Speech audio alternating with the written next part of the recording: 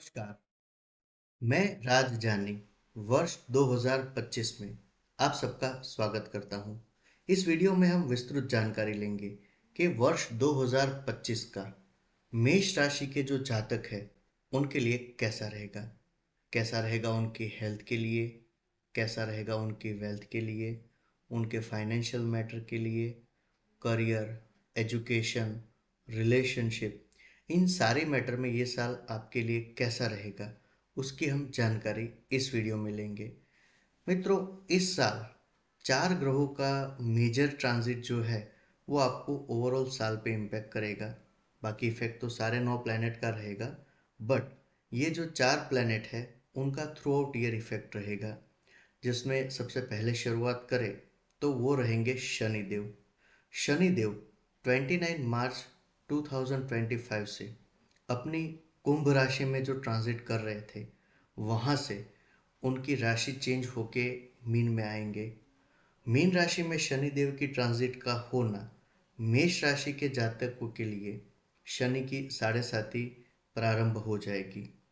In general साढ़े साती में हार्ड वर्क करना, डिफ़िकल्टीज फेस करना, कभी कभी स्ट्रगल भी फील करना, ये चीज़ें आपको लगेगा। बट अगर आप पॉजिटिवली हार्ड वर्क करो, अच्छे कर्म करो, दान पुण्य करो, जिन लोगों को शनिदेव रिप्रेजेंट करते हैं उनकी सेवा करो, उन लोगों को हेल्प करो, और खांसी में इस टाइम पे शनिदेव की शनि चालीसा हो गई, शनिदेव का बीज मंत्र हो गया, या फिर शनिदेव का रेगुलर जो मंत्र बोलते हैं वो भी हो गया। तो ऐसी चीज़ें आप करोगे तो शनिदेव के दुष्प्रभाव से आप इजीली बच जाओगे। पर्टिकुलरली ये टाइम पे health wise back pain, leg pain, muscles pain, इन सब में ध्यान रखना है। जिन लोगों को पैरालिसिस की इफ़ेक्ट है, ऐसे लोगों के लिए साढ़े साती का टाइम जो है वो थोड़ा क्रूशियल बनता है, तो आप लोग मेडिकल अटेंशन रेगुलर लेते रहो। In general Shanidev 12th house में बैठ के आपको जो इफ़ेक्ट करेंगे उसमें खास करके पैसे कहीं ब्लॉक ना हो उसका ध्यान रखना है। साथ ही में जॉब के ऊपर या तो जॉब प्लेस पे आपके अगेंस्ट में कोई ऐसी साजिश ना हो, या तो फिर आपको कोई फंसाया नहीं, उसका थोड़ा ध्यान रखना है। और ये पर्टिकुलर टाइम पे आपको ऐसा लग सकता है कि जितने भी आप एफर्ट्स करते हो उसके लिए आपको थोड़ा डिले भी हो रहा है और स्ट्रगल भी होगा, बट ओवरऑल अच्छे कर्म करोगे तो ये आपके लिए अच्छा फल देगा। फिर सेकंड ट्रांजिट जो है वो गुरुदेव की होगी। वो 14 मई 2025 को अभी वो वृषभ राशि में है शुक्र की, और वहाँ से ट्रांजिट करके मिथुन राशि में आएंगे। तो आपकी कुंडली में मिथुन राशि जो है वो थर्ड हाउस में है। तो जो लोग शादी से रिलेटेड प्लानिंग करते हो, या तो जिनकी शादी से रिलेटेड एज हो गई हो, या जो लोग रिलेशनशिप में है और शादी के लिए सोचना चाहते हैं, तो आपके लिए 14 मई के बाद का जो पीरियड है वो बहुत अच्छा और बेनिफिशियल रहेगा। अगर आप लोग घर पे आपके रिलेशनशिप की बात करने का प्लान करते हो तो भी आप इजीली पॉजिटिवली कह सकते हो। आपके घर वालों का भी आपको सपोर्ट मिलेगा, और गुरुदेव की ट्रांजिट की वजह से आपके सामने नई अपॉर्चुनिटीज़ करियर में, भाग्य में, रिलेशनशिप में, और कहीं पे आपने अगर लॉन्ग टर्म इन्वेस्टमेंट किया हो तो इन सब में बेनिफिट ज़रूर देगा। उसके बाद हम बात करते हैं राहु और केतु की। राहु और केतु अब तक आपके छठे और 12वें स्थान पे ट्रांजिट कर रहे थे, और उनके जो ट्रांजिट है वो 18 मई 2025 को चेंज होगी। मतलब कि छठे और 12वें स्थान से राहु और केतु का रिवर्स ट्रांजिट होता है, तो कहीं ना कहीं आपके 5th और 11th हाउस पे इम्पैक्ट होगा। तो जो लोग लीगल मैटर में फंसे हुए थे उनके लिए मई 25 के बाद का टाइम अच्छा रहेगा।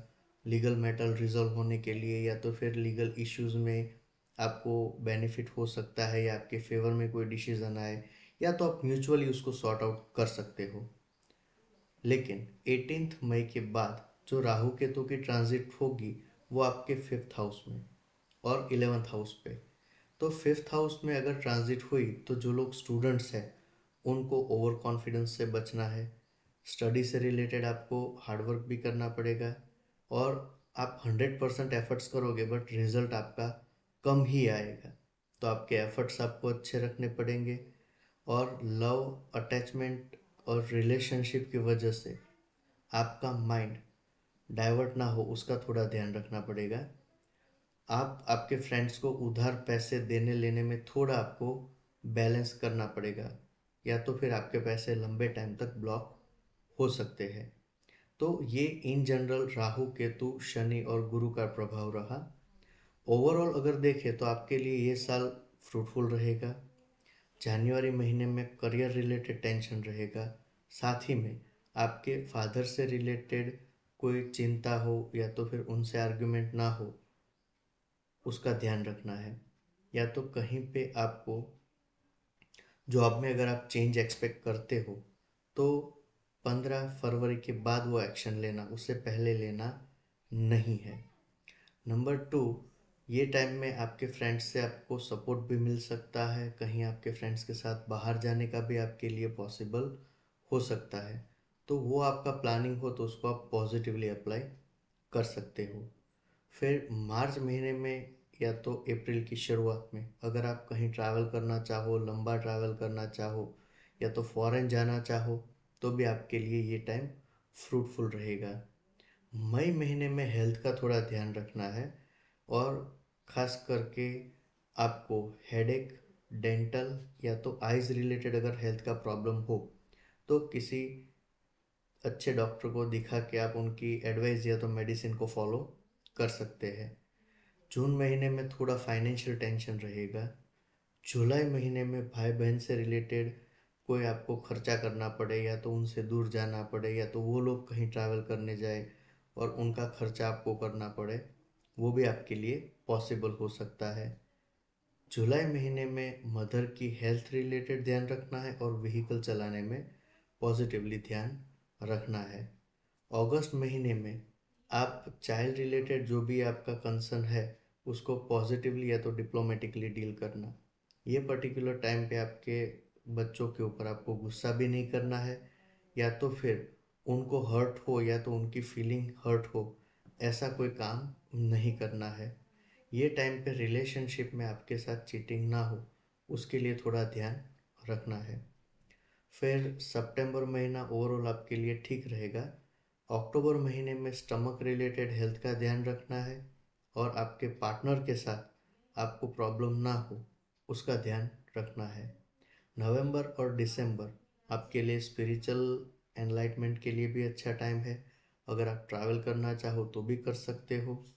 और ये टाइम पे आपको अगर कुछ नया स्टार्टअप करना हो, कुछ नए इनोवेटिव्स आइडियाज़ आपको आ रहे हैं तो उसके ऊपर आप अप्लाई कर सकते हो। जो स्टूडेंट्स स्टडी के लिए फ़ॉरेन जाने का प्लान कर रहे हैं उनके लिए मई महीने तक का टाइम बहुत अच्छा रहेगा अगर आप प्लान करते हो तो फ़ॉरेन के लिए। उसके बाद आपके चांस थोड़े कम होते जाएंगे। दूसरे नंबर पे अगर इस पर्टिकुलर टाइम पे आपको व्हीकल में या तो प्रॉपर्टी में या फिर कोई ना कोई छोटा मोटा घर का खर्चा आता रहे तो आपको वास्तु अकॉर्डिंग आपके घर में जो भी प्रॉब्लम्स है उसका सॉल्यूशन लाना ज़रूरी है। करियर में अगर प्रॉब्लम हो तो ऐसे जातक शनिवार के दिन एक टाइम खाना खा के उपवास करें। जिनको स्टडी से रिलेटेड प्रॉब्लम है ऐसे लोग डेली सूर्य भगवान को रेगुलरली जल चढ़ाए। और इन जनरल हर बुधवार के दिन अगर आप चींटियों को आटा चीनी खिलाते हो तो आपके लिए बहुत अच्छा है। ये रहा इन जनरल ऑब्जर्वेशन जो लोग मेष राशि के जातक हैं। अगर आपके पर्टिकुलर कुंडली हो तो उसमें शायद इम्पैक्ट थोड़े चेंज हो सकते हैं, depends on planet placement. But आशा करता हूँ कि ये पूरा साल आपके लिए, आपके परिवार के लिए, आपके मित्रों के लिए, सबके लिए कुशल मंगल रहे। नमस्कार।